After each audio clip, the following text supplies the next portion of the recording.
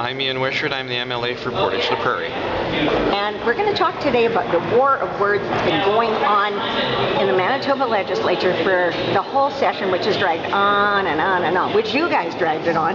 Well, we did, but we were there for a reason. We were there defending Manitobans, in particular on the issue of PST. Do you think that people really should pay attention to, let's say Brian Pallister says the wrong word, and he did grow up with no political correctness. You didn't have to have it in those days.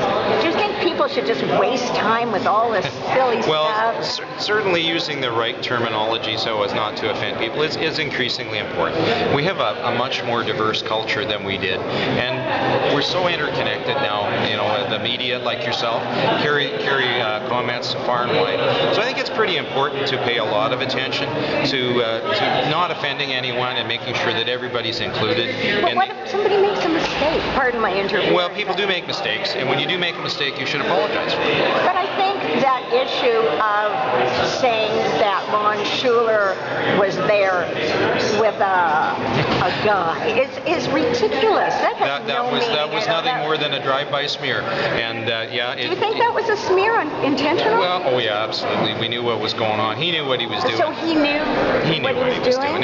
How do you know that? You know, people make honest mistakes. Yeah. I'm very forgiving of an honest mistake. If you're going to take a shot at me on a drive-by, you should pay the price. But in all honesty, saying a person is there with a guy is so innocuous. Even Ron didn't seem to mind. And frankly, I mean, that really wasn't. Yeah. It was the way it was delivered. You know, you had to be there in that particular case. Yeah. And certainly, I think the price was paid for that. What if somebody said I was there with a woman at a function? Let's say I was there with my aunt. Does that mean I'm a lesbian? Yeah, if they said you were there with your girlfriend at a function, no one would think twice about it, right? No, but why would they think twice about Ron? That one was delivered as an intentional damage. Yeah. Do you have any proof that we don't really, other than you could just tell the way it was delivered. I mean, we were all there that day. Okay. And I wasn't, member for St. Norbert did get up and apologize and withdraw the statement right away. But to strip his duties is a little harsh. Well, what if you made have a to pay a mistake price. and strip your duties, you know, right? by the time we're at the stage we're at now in life, you have to be responsible for what you say. That's what you're measured by. And so, yes, there has to be consequences when you make mistakes. As I said, I'm much more forgiving of an honest mistake as one that was a planned okay, so you think it was a planned mistake? It sure looked like it to me. Oh. Well, we all know Ron, and we feel really bad if he was offended. And you know, I think that one's been sorted out.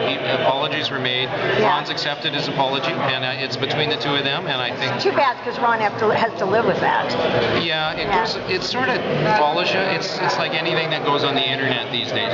You have to be very aware of what goes on the internet because it follows you forever. Of course it does. Yeah. But that's no different than talking to a newspaper and saying the wrong thing, right? It's not really. No, you're right. Listen, I know you're in a hurry, and I want to thank you very much. And you have a nice weekend. Thank you very much.